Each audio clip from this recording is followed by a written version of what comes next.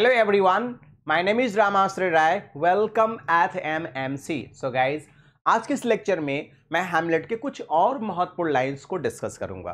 Guys, मेरी पूरी कोशिश रहेगी कि मैं आपको ढेर सारे अच्छे इंपॉर्टेंट लाइंस को दूं और आप भी एफर्ट करके कुछ और भी डेप्थ में चले जाएं तो और अच्छा है, राइट. तो आज मैं जो कुछ फैक्ट्स और कुछ इंपॉर्टेंट क्वेश्चन को डिस्कस करूंगा वो भी इंपॉर्टेंट हैं और उसको अच्छे से आप समझते चलिए, राइट. तो चलिए अब देखिए, ये पॉइंट्स हैं, ये बुक की लाइन है, तो मैं लाइन टू लाइन सबको एक्सप्लेन नहीं कर सकता क्योंकि बहुत समय लग जाएगा, राइट. तो मैं लाइन को पढ़ करके उसकी समरी आपको समझा दूंगा और छोटा सा एक्सप्लेनेशन भी समझा दूंगा, तो सारी चीजें समझ में आ जाएंगी. देखिए क्वेश्चन क्या है, अगर आप किसी भी लाइन को बहुत दिल से और मन से पढ़ते हो ना, तो बहुत कुछ चीजें अपने आप भी क्लियर होने लगती हैं, राइट. केवल मीनिंग पता करना. The chariest maid is prodigal enough. If she unmask her beauty to the moon, virtue itself escape not calumnious strokes. The canker galls the infant of the spring too often before their buttons be disclosed, and in the morn and liquid dew of youth, contagious blasphements are most eminent. बहुत अच्छी line है. ध्यान दीजिएगा कि Ophelia का भाई लार्ट्रिस जब जा रहा था फ्रांस, तो ओफिलिया को समझा रहा था कि मेरी प्यारी बहन, क्योंकि बहन काफ़ी बड़ी हो गई थी, ओफिलिया यूथ हो, जो मैंने युवा हो चुकी थी, तो उसने कहा कि the chariest maid is prodigal enough if she unmasked her beauty to the moon. आप ध्यान दीजिए, उसके कहने का आशय ये है कि देखो तुम ओफिलिया अब बड़ी हो गई हो, युवती हो गई हो, राइट. जो समझदार लड़कियां होती हैं वो अपनी ब्यूटी को मून या चांद तक को देखने नहीं देती हैं. बेहतर होगा आप अपनी वर्जिनिटी को मेंटेन करके चलिए, उसको बचा करके चलिए, क्योंकि हैमलेट जो है वो क्या है, राजा का लड़का है. और उससे और आपका जो आगे चल के विवाह है, जैसे प्यार के बाद विवाह होना चाहिए, कहा जाता है ना, marriage without love is nothing and love without marriage nothing.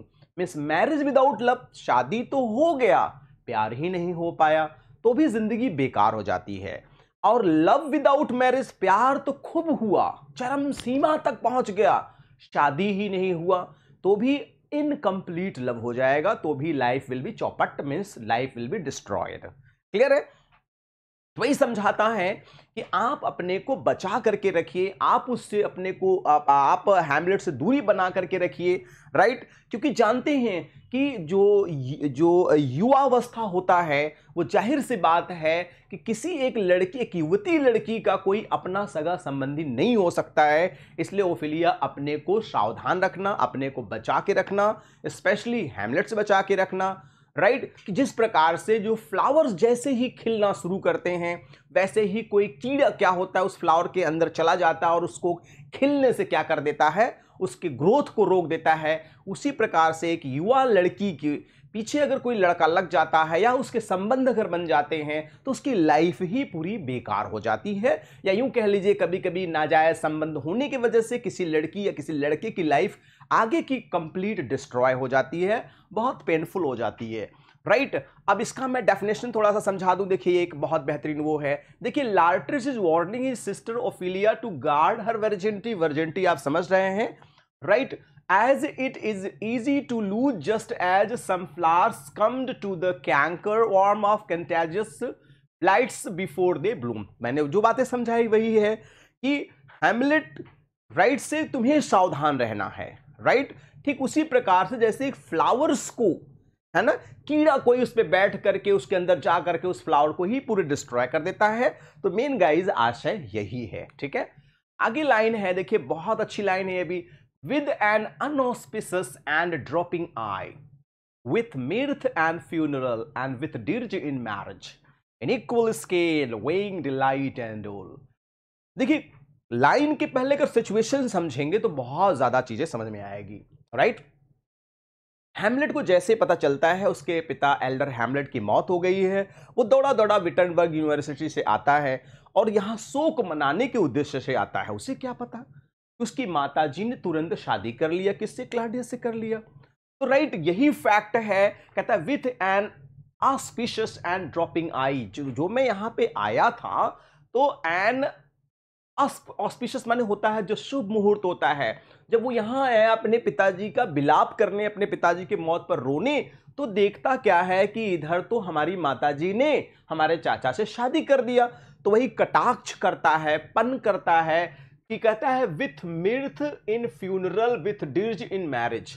कहते हैं कि जैसे दाह संस्कार के समय कोई जॉय की बातें की जाएं तो एकदम खराब लगती हैं, ठीक वैसे ही जैसे डिर्ज इन मैरिज, जैसे शादी का माहौल हो और शोक गीत गाया जाए, समझ गए आप? जैसे किसी का विवाह हो रहा हो और उस समय बहुत दुखद गीत गाया जाए तो एकदम उल्टा है ना भाई, ऑपोजिट है, कॉन्ट्ररी है, कहीं से कोई मैच नहीं है, राइट? इन इक्वल स्केल कहता है, अगर मैं इसको तौलता हूं तो क्या है? इक्वल स्केल है। क्या स्केल है? डिलाइट एंड वोल्ड। तो क्या है? दुख भी है और सुख भी है। कहने का आशय यह है, क्लाउडियस जनता को बताता है कि मेरे भाई की मौत हो गई है, इस बात का बेहद गम है। दूसरी तरफ वो शादी कर लेता है और उसकी खुशी जाहिर करता है और लोगों के सामने बैठ करके बढ़िया शराब पीता है, डांसेस करता है, म्यूजिक करता है। तो ये समझ सकते हैं आप सिचुएशन कैसा हो सकता है। लाइन को मैं 2-3 एक स्लाइड दे देता हूं जिससे सिचुएशन आपको अच्छे से समझ में आ जाए। देखिए, therefore our sometime sister now our queen, समझाता है क्लाउडियस कि गाइज जेंटलमैन, राइट, कभी ये हमारे सिस्टर थी, मतलब हमारे भाई की पत्नी थी, अब ये मेरी क्या बन गई हैं? क्वीन बन गई हैं। Have we as twere with the defected joy, with one auspicious and dropping eye, with mirth in funeral and with dirge in marriage, in equal scale weighing delight, dole taken to wife, right? जाहिर सी बात है कि अब ये है ना इनकी पत्नी बन गई हैं, तो कहते हैं now she has become my wife. I hope guys summary तो समझ में आई गई होगी, और बेहतर ढंग से समझने के लिए बुक ले लीजिए, बुक से और बेहतर इसको समझने की कोशिश करिए, राइट? वही चीजें Hamlet act first scene 2 lyric, with an auspicious and dropping eye, with mirth in funeral and with dirge in marriage, in equal scale waving delight and all, right? बहुत हार्ट टचिंग लाइन है guys. वही चीजें हैं, मैं आपको फिर से छोटा सा एक्सप्लेनेशन में भी समझा दे रहा हूं। The king Claudius justifies his quick marriage to his brother's widow by saying that he and all of his countrymen both celebrate marriage and grieve at death। Claudius कहता है ना कि अपने देशवासियों से कहता है कि ठीक है, मेरे भाई की मौत हो गई, इसका हमें दुख है, आप लोगों को भी दुख होगा, लेकिन कोई बात नहीं, जो बीत गई सो बीत गई, let bygone be bygone, take care in future. लेकिन अब हमें एंजॉय करना चाहिए क्योंकि मैंने अपने भाई की वाइफ से शादी कर लिया है, अतः अब हमें इसे एंजॉय करना चाहिए। ये क्लाउडियस समझाता है लोगों को। ये लाइन मैं एक बार पहले एक्सप्लेन कर चुका हूं, फिर से एक्सप्लेन कर देता हूं, लाइन छूटे ना, रिपीट हो जाएगा, जो ज्यादा अच्छा है, ठीक? Oh, villain, villain, smiling, damned villain, my table's meat, it is I set it down, that one may smile and be a villain at least, I'm sure it may be so in Denmark। जाहिर सी बात है, हेमलेट देखता है कि उसके पिताजी मर गए, वो गम में डूबा है, राइट? कहीं बैठा हुआ है किले, तब से सुनाई धूम धड़ाके की आवाज़ आती है, डांस म्यूजिक सॉन्ग की। देखता है, अरे वो तो मेरे चाचा मेरी मम्मी क्या हैं, शादी को सेलिब्रेट कर रहे हैं, एंजॉय कर रहे हैं, हंस रहे हैं, जैसे विलेन लोग हंसते नहीं है, किसी के ऊपर गम पड़े तो वो ज़्यादा ही हंसते हैं, वही कहते हैं ओ विलेन, अरे विलेन, विलेन तुम दुष्ट हो, स्माइलिंग डैम द विलेन, तुम मुस्कुरा भी रहे हो, my tables meet it is at set it down, that one may smile and smile be a villain. व्यक्ति जो मुस्कुराता रहता है, मुस्कुराता रहता है, वो क्या होता है? वो स्पेशली किसी के गम में विलेन होता है। बहुत अच्छा स्टेटमेंट है गाइज। वो मोस्ट पर्निशियस वुमेन इसी समय अपनी माता को क्या करता है? वो कर्स भी करता है। उसके बाद की ये लाइन है गाइज, इसीलिए कुछ चीज़ों को मैं रिपीट कर देता हूं क्योंकि रिपीट करने में कुछ चीज़ें हमें एक्स्ट्रा मिल जाती हैं। O villain, villain smiling damn villain, my tables meet it is at it down, that one may smile and be a villain। This is the explanation guide Hamlet damns his brother as well, right? ये पूरा definition है, you can pause the videos according to your choice, you can continue it. वही है, Hamlet curses his uncle and his smiles. Hamlet किसको curse करता है, उसी का डेफिनेशन है शॉर्ट में guys, and which gives the impression that nothing is wrong. और उस ऐसा इंप्रेशन उसका चाचा देता है जैसे कुछ घटना घटी ही नहीं, गड़बड़ है। Hamlet then tells himself is appropriate to write about his uncle's villainous smile in the table, right? चलिए, अब देखिए ये जो पॉइंट्स हैं बहुत अच्छे पॉइंट्स हैं, बहुत अच्छे फैक्ट्स हैं। Seems madam, nay it is, I know not seems. It's not alone my inky cloak, good mother, nor customary suit of solemn black, nor windy suspicious of forced breath, nor the fruitful river in the eye, nor the dejected haver of the visage, together with all forms, moods, shapes of grape that can denote me truly, these indeed seem, for they are action that a man mighty play, but I have the within which passed slow, these but the trapping and the suits of all. Actually ये Hamlet अपनी mother को समझाता है, right, कि madam आप मुझे कह रहे हो कि मैं बहुत गम में डूबा हूं, मैं बहुत दुखी हूं, मुझे दुखी नहीं होना चाहिए। अरे मैडम ये तो आपकी जिम्मेदारी थी, वो आपके भी हस्बैंड थे और आपके साथ बहुत दिन तक चले, आपके साथ रहे, आप उनके सुख दुख के सहभागी थी। दुख तो मुझसे ज्यादा आपको मनाना चाहिए, लेकिन आपको तो कोई दुखी नहीं है, कोई दिक्कत ही नहीं है, कोई प्रॉब्लम ही नहीं है। राइट, सेम लाइन है गाइज, इसको जितनी बार पढ़ेंगे उतना ज्यादा भाव इसका समझ में आता है। सेम्स मैडम ने, it is, I know not seems, is not alone my inky cloak, good mother, nor customary suit of solemn black, nor windy suspicion of forced breath. आप एक एक लाइन को पढ़िए, 2 बार 3 बार पढ़िए, भाव अपने आप समझ में आ जाता है। ये देखिए हैमलेट है अपनी मदर को समझा रहा है, ब्लैक कपड़ा पहना हुआ है, फिर भी ये समझा रहा है कि माता जी शोक तो आपको मनाना चाहिए, हम क्यों मनाएं, हमें मनाना चाहिए लेकिन ज्यादा आपको मनाना चाहिए। क्योंकि किसी स्त्री के मरने के बाद जो सबसे ज्यादा, सॉरी, किसी पुरुष के मरने के बाद जो सबसे ज्यादा दुख होता है वो होता है स्त्री को, फिर बेटे को, या फिर जो भी उससे रिलेटेड लोग होते हैं। ठीक है, द रेस्ट इज साइलेंस का सिचुएशन आप सब जानते हैं, कई बार मैंने एक्सप्लेन किया है। जब हैमलेट मरने लगता है उस समय का सिचुएशन है कि अब कहता है I die, oh rest you know I am going to die. Right, ये बहुत अच्छी लाइन है, आप जानते ही हैं। The rest is silence, again I am repeating, the rest is silence, again I am repeating. अगली लाइन बहुत अच्छी है, must I remember why she would hang on him as if increases of appetite had grown by what it feed on and ate within a month, let me not think on it, frailty thy name is woman। देखिए ये line मैं पहले बता चुका हूं, लेकिन इसके ऊपर की भी लाइनें बहुत इंपॉर्टेंट हैं। Right, must I remember, Hamlet अपनी मदर को समझाता है कि माता जी जैसा कि मुझे सारी बातें याद हैं, why she wouldn't hang on him as if increases of appetite had grown. मुझे जहां तक पता है माता जी आप मेरे पिताजी के साथ साथ चलती थी, साथ साथ रहती थी, इनके सुख दुख में सहभागी थी। ना जाने आप में कौन सी इतनी कमजोरी आ गई, कितना आप भोग विलासपूर्ण जीवन जीना चाहती थी, अपने इमोशन भावनाओं के अंदर को कंट्रोल नहीं कर सकी और अति शीघ्र आपने विवाह कर लिया। इतनी कमजोर हैं। हैमलेट का कहना यह है कि महिलाएं भावनात्मक रूप से काफी कमजोर होती हैं, उनकी कमजोरी का फायदा बहुधा अक्सर लोग उठाते रहते हैं। वही लाइन है, frailty Dai name is women. Right, यहां ही नहीं रहेगा दाई मीन तुम्हारा, मतलब ये महिला तुम्हारी कमजोरी ही तुम्हारा सबसे बड़ा दुख का कारण है। राइट, इसको कई शब्दों में लोग परिभाषित करते हैं। राइट, देखिए यही है, Hamlet continues torturing himself with the and memories of his mother's wifely devotion, which seemed to increase with time. Yet she married her brother-in-law within a month of her husband's death. Hamlet grows his mother with all women and calls her frail, which implies inability to withstand temptation. Next, ये line भी already मैं explain किया हूं guys, थोड़ा सा एक बार फिर से समझ लेंगे, बहुत अच्छी लाइन है। What a piece of work is man। Hamlet बड़ा टेंशन में आ जाता है और कहता है हे भगवान कैसा इंसान प्राणी है, कैसा इंसान है, रंग बिरंगी दुनिया में, बदलती हुई दुनिया में कैसे कैसे लोग हैं। What a piece of work is man, हे भगवान ये इंसान कितना अद्भुत, हाउ नोबल इन रीजन। अगर इंसान तर्क देने लगता है तो उसके सामने भगवान भी पीछे हो जाते हैं। हाउ इन्फिनाइट इन फैकल्टीज, देखने में कितना अद्भुत लगता है। In form and moving, how expressed and admirable, देखने में हाव भाव चाल चलन में एकदम देवी देवताओं की तरह लगता है। In action how like an angel, और कार्य क्रियाकलाप में तो एकदम देवदूत के समान लगता है। In apprehension how like a god, और तर्क करने में, सोच विचार में तो एकदम भगवान जैसा दिखता है।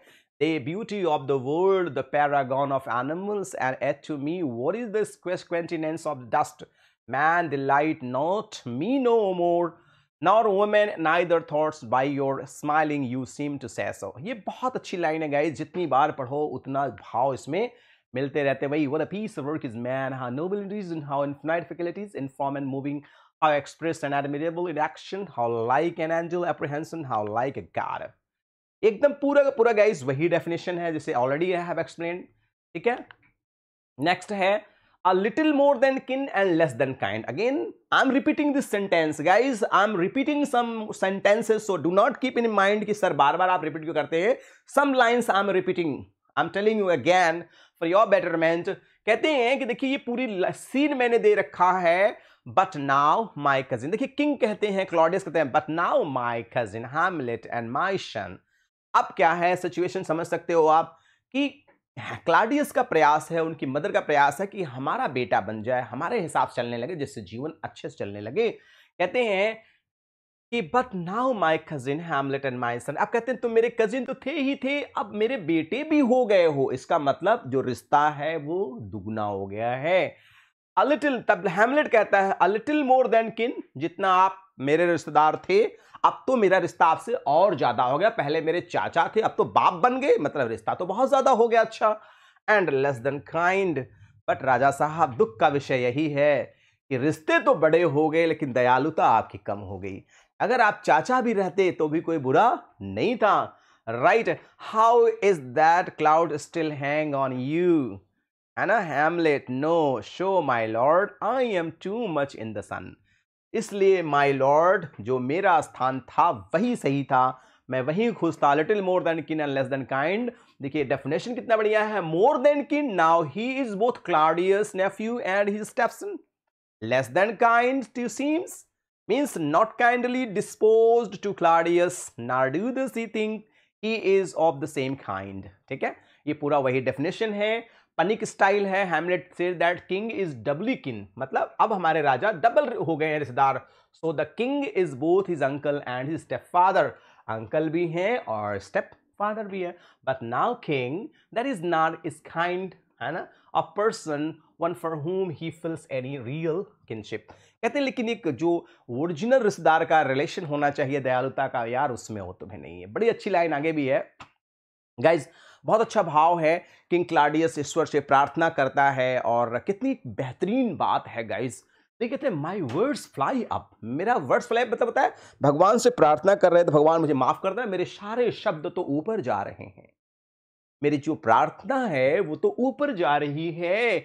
माई थॉट्स रिमेन बिलो, लेकिन मेरे विचार जो कुलसित विचार हैं वो तो अभी धरती पर ही है, मेरे कुकृत्य तो अभी यहाँ नीचे हैं. वर्ड्स विदाउट थॉट्स, अगर हम कोई ईश्वर के प्रति प्रार्थना करते हैं और उसमें मेरे विचार नहीं है, मेरे उसमें डेडिकेशन नहीं है, मेरा उसमें सोच नहीं है, तो कहते हैं नेवर टू heaven गो, तो कभी भी मेरी ईश्वर के प्रति जो मेरी प्रार्थना होती है वो कभी स्वीकार नहीं होती. बहुत अच्छी लाइन है गाइस. अब देखिए क्लाडियस एट अ प्रेयर, ध्यान दीजिएगा कब बोलता है. क्लाडियस एट अ प्रेयर बोलता है my words fly up, my thoughts remain below, words without thoughts never to heaven go. समझ गए होंगे आप लोग. यहां फिर देखिए my words fly up, my words fly up, my thoughts remain below, words without thoughts never to go, never to heaven go. बहुत अच्छी लाइन है गाइज. वही चीजें हैं. King Claudius gives up on praying as he is too focused on earthly matters. प्रार्थना तो कर रहे हैं आप लेकिन सब कुछ नीचे के बारे में ही सोच रहे हैं. Not where he eats. Situation समझिएगा कि जब पोलोनियस की हैमलेट हत्या कर देता है और डेड बॉडी को छुपा देता है और उससे जब पूछा जाता है कि पोलोनियस की बॉडी कहाँ है, क्लॉडियस पूछता है, लोग पूछते हैं, तो बड़ा ही मार्मिक आंसर देते हैं. यार क्या लाइन है, what a fantastic line it is. तो जानते हैं वो क्या कहते हैं कि नॉट वेयर ही ईट्स. अब वो जानते हैं कहां पे है, not where he eats but where he is eaten. अब वो वहां नहीं है जो किसी को खा सकता है. जैसे ध्यान दीजिएगा, साइकिल को समझिएगा कि जैसे क्या होता है, मछली को पकड़ने के लिए लोग क्या करते हैं, कीड़े को फंसाते हैं, कहते हैं ना जोक को. अब वो कीड़ा को मछली खाती है. अब मछली को क्या होता है, मछली इंसान को खाता है, या कह लीजिए वो मछली जो है, मछली कौन खाता है, इंसान खाता है, राजा खाता है, लोग खाते हैं। फिर जब वो इंसान मरता है तो उसे दफना दिया जाता है, फिर उस इंसान को कौन खाता है, फिर कीड़े खाते हैं। क्या साइकिल है। तुम मुझे आज खाओगे, कल तुम्हें मैं खाऊंगा, राइट। Come on. तो वही कहते हैं नॉट वेयर ही ईट्स, मैंने उसे वहां कहा, तुमने कहां खाने के लिए छोड़ दिया है, कहे मैं वहां नहीं छोड़ा जो कुछ खाए जाके, but where he is eaten, अब तो वो वहां चला गया जहां उसे खाया जाएगा। कौन खाएगा, कीड़े खाएंगे। A certain convocation of politic worms are eaten at him. Your worm is your only, है ना, emperor for right. We fed all creatures else to fed us, and we fed ourselves for, है ना, maggot. Your fat king and your lean beggar is but an available service to dishes, but to one table that ends. कहने का मतलब कि जब आप भी मरोगे, कहते हैं धरती एक ऐसा टेबल है ना, जो लेटेगा वो कीड़ों के द्वारा तो खाया ही जाएगा। सेम देखिए गाइज, वही पॉइंट्स हैं, वही लाइंस हैं, राइट। आप देख सकते हैं, है ना, हैमलेट का स्टेटमेंट है not where he eats but where he is eating, a certain convocation of, है ना, politics worms are in the at him यार। ठीक है, ये सारी लाइनें वही हैं। और डेफिनेशन को भी आप देख सकते हो कि the king has just asked Hamlet where Polonius is, and Hamlet has replied that Polonius is at supper. अब तो पोलोनियस सपर पे चला गया है, लेकिन वो सपर में अंतर क्या है, right. News which stars the king, Hamlet clarifies his reply not where he eats but where he is eaten. अब तो वहां चला गया। The maggots is मतलब emperor for diet because he eats humans, है ना, who are in modern terminology at the top of the food chain. For everyone each, जो मैं अभी समझाया हूं वही बातें इसमें भी एक्सप्लेन्ड है। ठीक है, अब गाइस कुछ इंपॉर्टेंट क्वेश्चंस हैं जिसमें मैंने आंसर भी दे रखा है, और आंसर भी हैं, आपको क्वेश्चन का आंसर को तैयार भी करते चलना है। क्वेश्चन है what type of poison did Claudius pour in Hamlet's father ear, Hamlet के पिता के कान में कौन सा जूस डाला था क्लॉडियस ने। बड़ा इंपॉर्टेंट क्वेश्चन है, तो ध्यान दीजिएगा। ये देखिए, ये एक पौधा होता है जिसको जूस को रस निकाल के किसी के कान में डाल दिया जाए तो व्यक्ति मर जाता है। तो हेबेनॉन, हेबेनॉन एक ऐसा पौधा होता है, HEBENON, याद रखिएगा, हेबे, है ना, नॉन, यही पौधा है गाइस। देखिए किंग क्लॉडियस जो है अपने पिता भाई के कान में जब इस वो मरे थे तो वो जहर डाल दिया था जिससे उनकी मौत हो गई थी। मैंने इसको ढूंढा आपके बेहतर अंडरस्टैंडिंग के लिए। Which play Shakespeare's longest play, William Shakespeare का जो सबसे लॉन्गेस्ट प्ले है तो वो कौन सा है, एकदम सिंपल सा आंसर, हैमलेट ऑलरेडी लिखा हुआ है। Which character seem to be ghost of Hamlet's father first, पहली बार किसने देखा था, तो डेफिनेटली मर्सिलस ने देखा था, बेनार्डो मर्सिलस ने देखा, फिर उसको आके होरेशियो को बताया इन्होंने, right. when the play begins the castle is celebrating, when the play begins the castle, है ना, इज सेलिब्रेटिंग, यहां इज कर दीजिएगा। तो क्या हो रहा था उस समय, king Claudius queen Gertrude's marriage उस समय सेलिब्रेट हो रहा था। Who is royal adviser in the court of Denmark, royal adviser कौन था, किंग क्लॉडियस का एडवाइजर कौन था, तो डेफिनेटली पोलोनियस था। In his first appearance on stage Hamlet is wearing, Hamlet किस प्रकार का कपड़ा पहना होता है जब वह आता है स्टेज पर, तो मॉर्निंग क्लोथ मतलब विलाप, शोक का कपड़ा पहना था, विलाप का कपड़ा पहना था, कोई और कपड़ा नहीं पहना था। नेक्स्ट पॉइंट है Hamlet's claims to be affected by, Hamlet किससे अफेक्टेड हो गया था, तो मेलांकली हो गया था, एकदम अलग थलग रहना चाहता था, किसी से कोई मतलब नहीं रखना चाहता था। What did Hamlet ask to the actors, Hamlet ने एक्टर से क्या कहा था, to deliver soliloquy about the death of king Priam and Queen Hecuba at the climax of the Trojan War. ठीक है, impressed by their delivery of speech, what does Hamlet plan? उनकी speech से प्रभावित होके हैमलेट ने कहा था कि आप मर्डर ऑफ गोंजागो को दर्शाइए जिससे मैं अपने पापा के मर्डरर को, फादर के मर्डरर को पहचान सकूं।